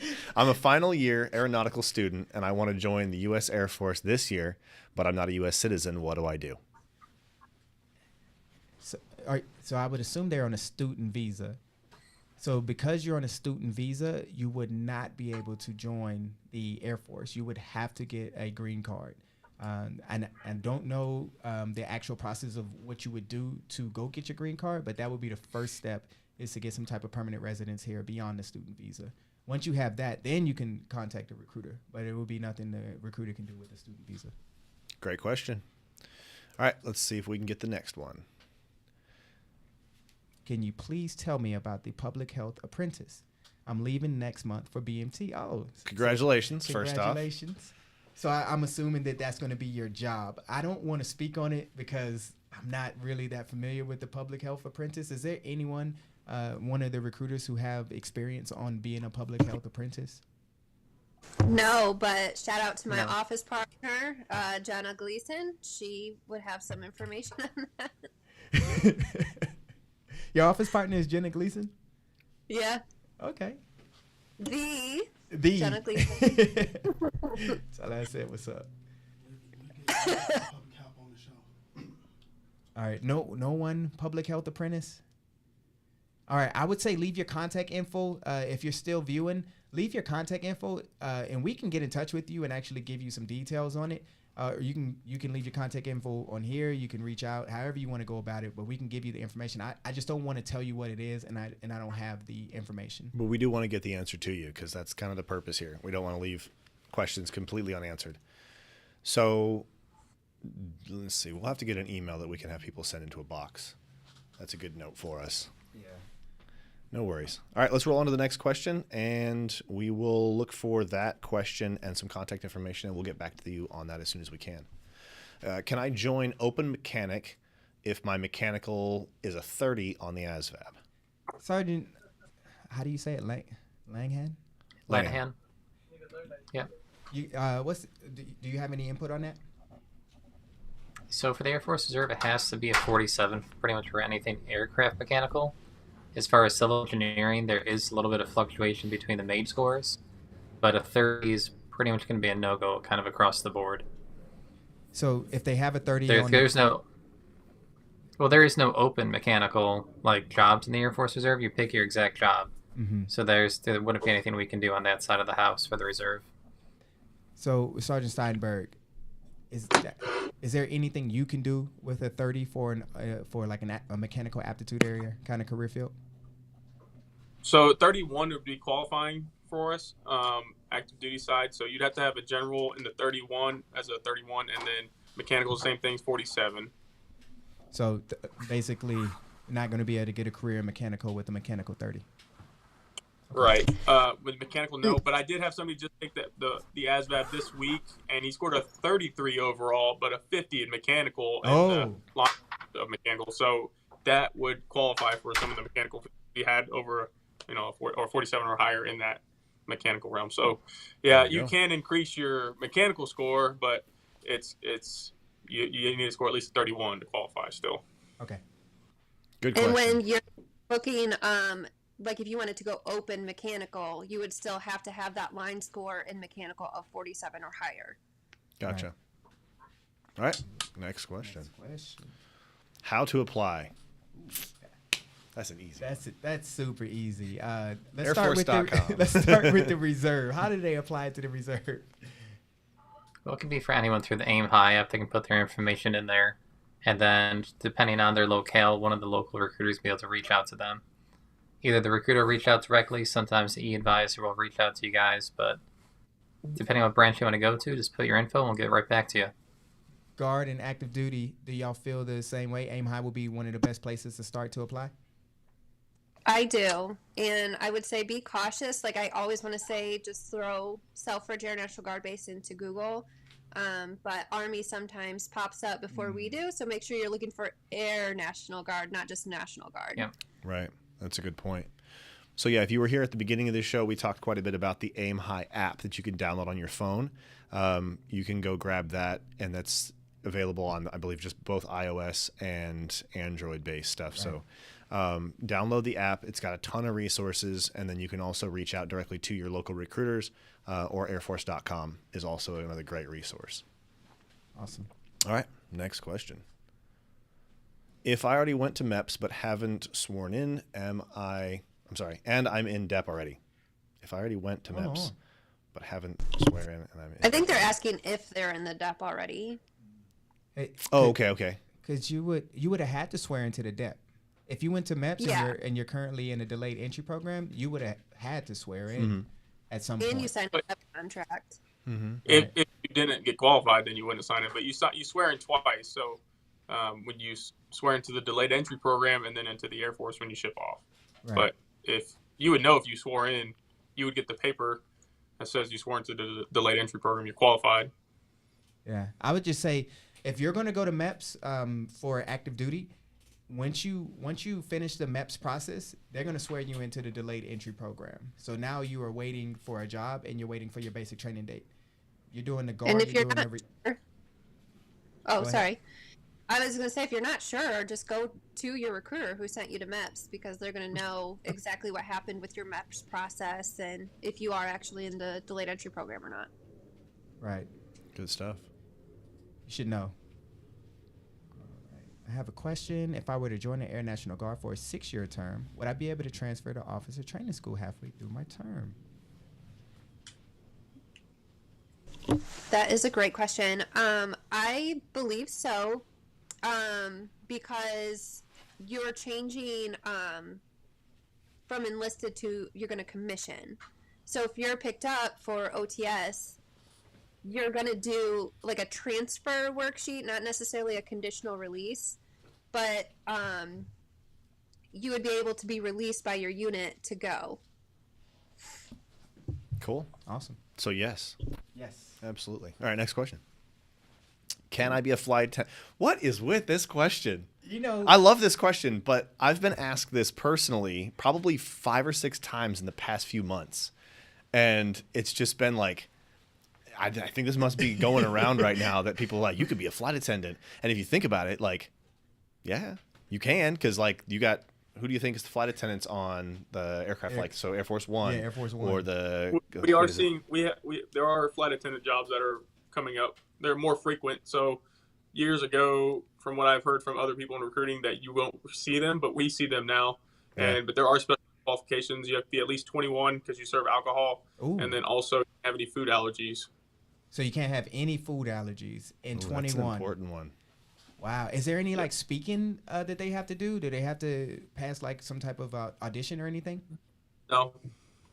Oh, wow. But I believe that they will ask them at MEPS if you have any speaking issues and stuff like that. But there is additional qualifications, but I remember those being 2 specific ones for flight attendant. Interesting. Yeah, you wouldn't like. That's a weird one to think of. You're like food allergies, because you're definitely exposed to it. So I'm actually over at the recruiting, or not the recruiting squadron, but the training squadron where flight attendants are, and they prepare food. Yeah. And they ask us to come try it. Yeah. It's like this. They have the mock Air Force One over there. Right. Yeah. It's like really good food.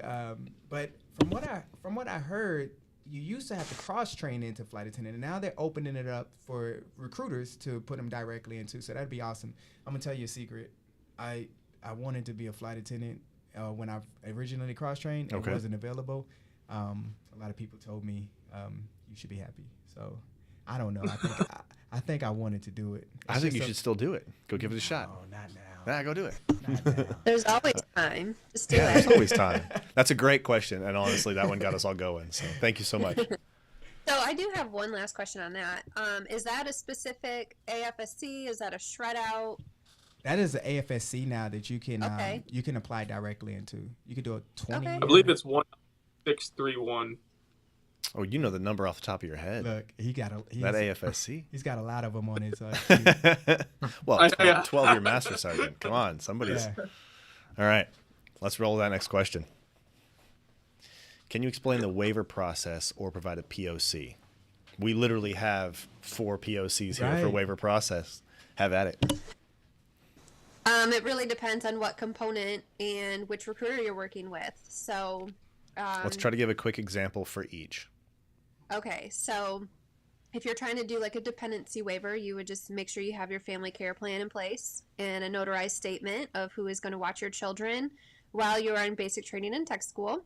And just make, like, you're going to have a paperwork that's going to say, hey, I understand that my dependents cannot go with me to basic training and tech school unless it's longer than, X amount of time, which I believe is 6 months. And then if you're going to do something like a waiver for a law violation, you have to have your police report, your court documents, and sometimes, depending what component, you might have to get character statements, things like that. And then you have to do a statement as to like what happened and how did I change? How am I going to be a good, member for the Air Force? Right. Those are the main 2. Medical waivers is going to be medical documents and some consults. So if, like, let's say, for example, you had a history of asthma, and so they're like, now you're going to the Surgeon General. That means they're taking your paperwork from MEPS, from the Chief Medical Officer, and they're submitting it to the Air Force Surgeon General for review. So it's not you going and seeing them physically, it's them reviewing your documents. So you would have to have a certain amount of documents that they are requesting specifically to get that medical waiver approved. Have you noticed? Have you had any luck with them getting a clean bill of health from their doctor? Have you noticed any success in that? I will have the people that I'm working with, like, let's say, for example, they had something in the past, but maybe they didn't follow up on, or we just, like, want a solid, like, hey, you're cleared from this. I will have them go back to their doctor if they can and get a medical clearance letter. And then I will add that in addition to any other requested documents. But if not, like, at least making sure that's in there. Okay. So we're going to do 5 more questions. We have time for 5 more. And we're going to keep it going. And then all the rest of them, or as many more as we can get to in 2 weeks, Tuesday. But let's get the next question up. Let's get it up. Click. Oh, I tried it. The timing was off a little bit. Let's try again. Click. It's like being at a green light. There it is. I was off a little bit. Oh, there you go. Being at a red light. All Let's right. go. On active duty, I didn't pay a cent toward health care. Is the health care offered for reservist and guard members the same? First off, nice. While on active duty, not a cent in health care. That's pretty impressive. Not that it's unusual. It's pretty cool. Yeah, and this was kind of mentioned a little bit earlier. So that was us just saying that you do still get TRICARE Select, TRICARE Reserve Select. Mm-hmm. And it is a low-cost insurance. Same for dental. So you do get the same medical insurers and dental insurers. It's just you're going to pay a low cost for it compared to, like, the civilian side of health insurance. And can you say anything about, like, what that is comparable to, or give, like, an example? Because, like, low cost can be, like, really, really, really cheap, or, like, reasonably cheap. So, like, Let the me do my monthly research premiums and you're answer asking? that. Does it vary? You know how, like, if we get invited to a holiday party, they may charge the senior NCOs a little bit more money than they charge the airmen. Is it the same, like, for the healthcare? Like, as you move up in rank, are the prices a little bit more expensive, or is it the same for everyone as far as prices? You're gonna have to send that. So there's 2 different things. Go ahead. Is it still working? Yeah. So there's 2 different things. You've got single member and then you've got family. So Right. single member, I believe it's about $46 a month, but obviously we can pull up the TRICARE website and get the exact premium amounts. And then you've got family. Doesn't matter if you've got 1 dependent or 10 dependents. It's going to be the same. I believe it's $211 or $212 a month. Then you've got your cost shares with that, but in comparison to the outside, it's usually about a good third to, if not greater in savings compared to what civilian has. Thank you, Sergeant Laneham. Very cool. Good information. All right. Next question. let you take that one. How important is a credit score in your overall selection in the United States Air Force as an active duty officer? I'm assuming it's going to be the same as the enlisted process, where the credit score is not necessarily the most important part. It's going to be your debt to income ratio, and it's also going to be if you have anything outstanding or anything in collections, bankruptcy, anything repossessed, charge-offs, anything along that nature. If you have outstanding debt or balances, that's going to trigger us to do some type of financial waiver for you. And the debt to income ratio is going to be 40%. So that's based off of the military pay that you get when you come in. It's not going to be based off of your current pay. It'll be based off of what you receive as a whatever pay grade you come in as. So the credit score is not necessarily the most important thing. It's going to be everything else. And remember, keep those officer questions for officer recruiting in mind, and bring those back when we come back with the show, because we will have officer recruiters on as well. So, all right, next question. When it comes to joining the Air Force, how do you know if you can do the Space Force? Not sure if that makes sense. It makes total sense, Gary the Lee. Could you answer that, Sergeant Steinberg? Yeah, so Space Force it's the same qualifications. You would go through, take the ASVAB. You have to have a certain score on the ASVAB for the Space Force career fields. I believe it's 13 of them that they're career fields from the Air Force. So they took them, and you go through basic training for Air Force, but your name tape say Space Force, and then you actually go to the same tech schools. But the Space Force, all the jobs are top secret clearance, and then the way it works to get approved or get to even apply, you have to get qualified, and then you submit a separate application, and then they make a determination on your application. So you have to do an additional paper and then an interview, essentially why you want to do the Space Force. Because if you just tell them that's cool, then they might tell you, this might not be the option, but they kind of look at your overall, qualifications too, and then your submission. Would you say that the Space Force, you would see that that's your more highly qualified applicants versus some of the other Air Force career fields? Absolutely, yes. Okay. So you have to have, I'm not sure the exact scores, but I know 72 for quite a few of them. So, and then you can't have any morals, waivers, stuff like that for top secret clearance anyway. Right. So, yeah. And for the Guard and Reserve, do you have any opportunities for Space Force interested candidates? I would say they would just have to talk to the Space Force recruiter, because if I'm not mistaken, if they went active duty, let's say, for example, and did not get approved for Space Force, and so they went the Air Force route, you can reapply for Space Force, correct, later on? Yes. It's I don't see why you want to. As long as you're in a career field that transferred into the Space Force, because they have the same career fields. Correct. Okay. I just wanted clarification on that. And then, no, I would just say, coming from the Guard or Reserves, and I don't want to speak on behalf of the Reserves, but I think they would have to talk to the Space Force recruiter. Yeah, the same answer. We have similar career fields. We've got cyber and intel, but we don't have Space Force and the Guard or Reserve. That is an active duty an entity and it's unto itself. Gotcha. Good answers. All right, next question. When is the next show? The next live stream will be in 2 weeks, 21 February at 2 p.m. or 1400 Central Time. So that is 2 weeks from today, starting at 2 p.m. Central. If you transfer from one branch to the Air Force, do you get to keep your rank, or does it go down a rank, or start off completely as a new recruit? Also, do you have to do boot camp again? That's a great question. So you wouldn't have to do boot camp again, but as far as the ranks go, could y'all provide some more information on that? For the Guard, keep your rank. the rank that you are. So you're going to keep the rank. So whatever branch you came from, you would keep the rank. Does time matter? Let's say you got out 6 years ago. Do you lose any rank because you've been out so long? No. How about you'll come back in as the rank that you got out at. And if you already completed basic training, even if you were in boot camp, did the Marines, Army, whatever the case may be, you don't go back to basic training.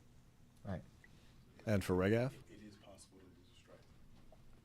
I'd have to verify. The only reason I ask, when I was at my first duty station, I was at Combat Camera in South Carolina, and we had A buddy of mine, his name is Danny Negretti. He came from the Marine Corps and crossed over to the Air Force. And I remember he lost a stripe coming over.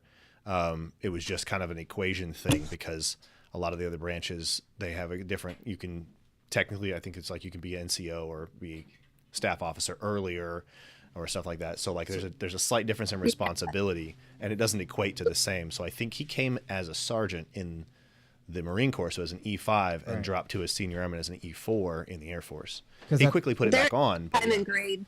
Yeah. Time and grade. Yeah, so if your prior service, doesn't matter which branch you're coming from, there's a sheet, for prior service, like a calculation, if you will, that will determine if you're going to keep your rank or lose a rank. Right. Gotcha. I remember that is to go active. When I recruited in Iowa, there was an Army recruiter next door. He put on the equivalent to tech sergeant in the Air Force, so an E6. He put on E6 in like 4 years. And I was like, I don't even think that's possible. So if he had to switch over to active duty because of time and grade, time and service, he wouldn't have been able to have that stripe on. All right. Last question. Hit it. National Guard. I have already enlisted and I just received my basic date today. I am not married, but I have a lease for my apartment. This is such a big question I've been seeing. Would I qualify for BAH during my time in BMT and tech school? That is a great question. I believe so. I'm going to double check. So there's a regulation. I think it's like 5,000 something, but it details what they need to do for single members who have an apartment or a lease or something. The Air Force can pay their BA, or their Guard can pay their BAH while they go to basic training during training. So it would have to get with the recruiter. The recruiter have to do some research, figure out that guideline. I wish I knew off the top of my head, but it is possible because I have been doing research on this. Strangely, like within the last 2 weeks, this question has been a big question, and I actually found out the answer. And I didn't actually know that until about 2 weeks. That yes, they can pay their BAH if you're single and you have a lease or something during training. But it would be like dependent on the state and their funding, is what you're saying? No, I think it's I would have to read it. Okay. My answer is if you have a spouse and kids, then yes, you'll get BAH. Definitely with spouse and kids. But I had a comment, right? Somebody said my recruiter told me that my BAH will be paid for while I'm going to training, and I'm single. Is this true? I initially thought, I don't know if that's true. I asked one of the instructors over at the recruiting schoolhouse, and they was like, no, that's actually true. They will pay the BAH for a single member during training. So there was a certain regulation that covers it. I don't know it off the top. I don't want to speak on it, but we looked at it and we saw the verbiage, and it was like, say it right there. Yeah, that they'll cover it. I just got notified that we have time for 2 more questions. So bonus questions. I'm a guardsman looking to transfer into the reserves. Is this possible? So it definitely is. It just really depends on what's going on. So you got to reach out to your local reserve recruiter and see, hey, you're already qualified for the reserve, meaning are you qualified currently for the Guard? If that answer is yes, then the chance is probably yes. If you got something medically going on, you're not qualified for the Guard, you're probably not qualified for us because we got the same exact quals. So if everything's good, you just maybe you're moving, life change, whatever the case may be, we'd be happy to have you. So you'd have to reach out to whoever that local reserve recruiter is and initiate that conversation. Still got to qualify. Yeah. And then we're hearing that common trend of reach out to your recruiter, which is really, really important. And I understand that, like, you guys are busy and it can sometimes be a lot to answer all the questions that you guys have, but just keep reaching out those recruiters and you'll get your answers.